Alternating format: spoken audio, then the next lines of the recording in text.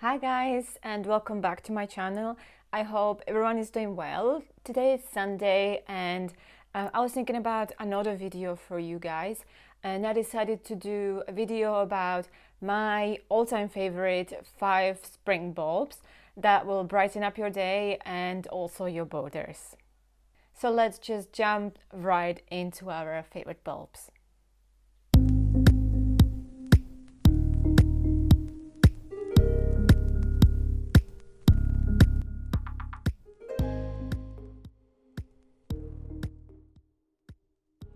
I could not start this video without putting Alliums as the first of my favorite bulbs. So Alliums belong to the genus that include hundreds of different types of also cultivated onions, garlics, leeks and chives. And by the way, the generic name Alliums is a Latin word for garlic. Alliums aren't too picky, they mostly grow in average soil. They also perform their best in full sun and with a good drainage. And drainage is very critical as the bulbs are usually quite big. They will rot with too much moisture. And they are easy to grow aside at and come back year after year with almost no maintenance. And most of them also very naturally multiply, but the best practice is about every 3 to 4 years actually divide the bulbs. Alliums are basically ornamental onions, and they are very tall and bold and very architectural, and with those large round heads, usually of purplish hues, but also pink or white. As I said, they are one of my favorite bulbs. Usually they're flowering in about spring, early summertime. It depends on the variety. And I've planted some earlier this year already. There is a video about it as well. But I just wanted to show you another ones that I found in a shop. So I've planted these earlier. These are the purple sensations. And the bulbs look like this. Really oniony-like. And then another one I found, which I found really nice, are a little bit smaller. They're the Allium's special species mix, and their bulbs are very tiny. They're almost like the spring onion bulb. And when I first saw Alliums, they were a love at first sight. They have huge flowers, especially the Globe Masters. They are very big. Purple Sensations and the mix are smaller but more kind of compact. And what I like about them as well, that those seed heads actually keep very well for Christmas decorations. So I usually let them dry off naturally. I'll let them dry off in my borders or in my pots, and then come Christmas I chop them, and then I usually spray them with either silver or gold spray for my Christmas decorations, and it looks beautiful on the Christmas tree as well. So the best planting tip is to weave them through sunny borders, or either combine them with very feathery grasses or even ferns for best effect. And another 2 bonuses for Alliums is that they are very good for pollinators. So butterflies and bees love them. They spend minutes on flying from one seed head to another. And another one is that slugs and snails don't really like them because they belong in the onion family. They're not very attracted to that.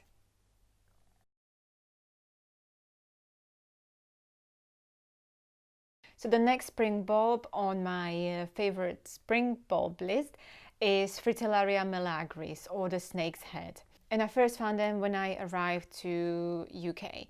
So I never seen them before in Slovakia. And I was just mesmerized by their delicacy and their coloring. So the flowers are usually solitary, nodding and bell-shaped, with bulbs that have fleshy scales. They're resembling those of lilies, and they have those lanky greyish leaves. Fritillaries are commercially important in horticulture as ornamental garden plants, and also, which you probably did not know, in traditional Chinese medicine, which is also endangered in some species. Fritillaria is a herbaceous perennial. It is widely spread in Britain, but probably is not native because their true origins is in Europe or the West Siberia. The best way to grow them is in most fertile, humus-rich, very well-drained soil, and they also prefer cool, moist summers. So they are suitable for rock garden, for raised beds, but also naturalized in the lawn. And practically they are disease-free, also prone to slugs and snails and the lily beetle.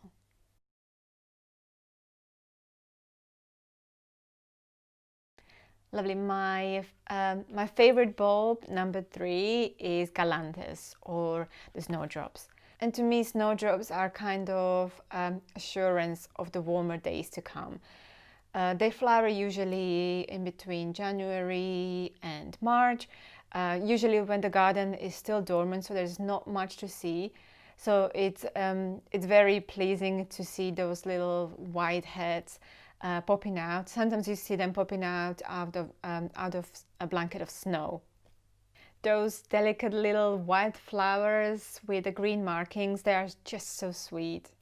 And surprisingly, they are very varied in height, in the flower size, shape, and even the coloring. Snowdrops are very tough, very reliable herbaceous perennials again, which like to live in a partly shaded position in a moist but well-drained soil. It's good to put a lot of leaf mold or garden compost around, and they thrive very well in those conditions. It is very important for snowdrops not to dry out during the summer, but also getting them too wet in winter can develop grey mold. But the biggest problem might just be the squirrels that are actually digging them up right after we planted them as dry bulbs.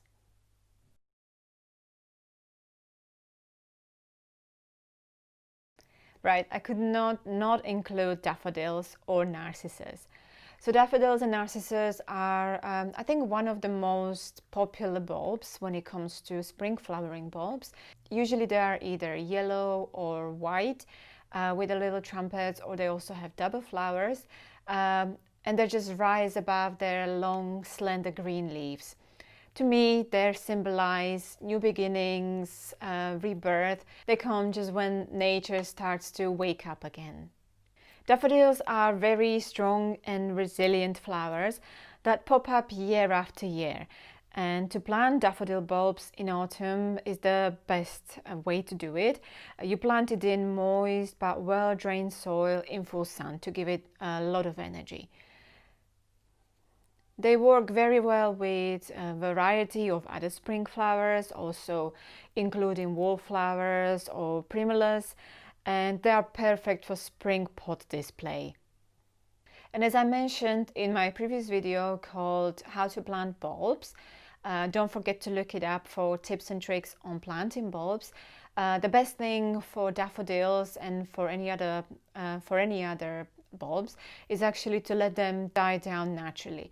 So you can deadhead the flowers if you want to, if it doesn't aesthetically pleases you, but don't cut the foliage. Let the foliage die down naturally so the bulbs actually get all the energy for the next year, and that way you get the best display for the following years too.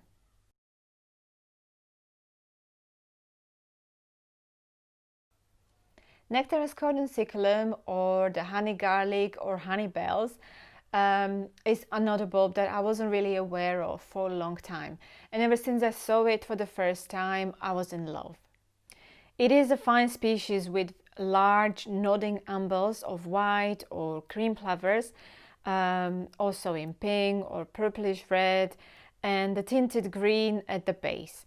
The seed pods become erect as flowers fade. So this is actually the first year of me planting these as well, and I cannot wait for the spring to actually observe them, see how they do, and learn about them. So these are the ones that I got. So pretty. They are ideal for gravel gardens, for sunny borders, and if you actually plant it in front of the border rather than at the back, you can see the rest of the flowers, the rest of the plants through their stems anyways. The flowers are a magnet again for wildlife, especially for bumblebees, and the seed heads actually dry very well as well and can be used in flower arranging. And to get the best results of Nectaroscordum, plant it in well-drained soil in a sunny border again. As you can see, it has this reappearing kind of pattern where the sun actually gives it a lot of energy for the year growing. And it grows easily from seed, but the plants won't flower for around 6 years. Lovely guys, so these were my favorite 5 spring bulbs. I hope you enjoyed them. I bet you found some of them that are your favorites too. And as I said, I mentioned a couple of videos, so don't forget to check those out as well. Those ones on how to plant them the best way, and also how to actually design with bulbs. There is another video on that. If you like this video, please give me a like. Also, don't forget to subscribe to my channel. It gives a lot of different tips and tricks, ideas about the garden design, horticulture in general, and also nature. So if you are into that, this is the place for you to come. And I'll see you in the next video. Until then, bye.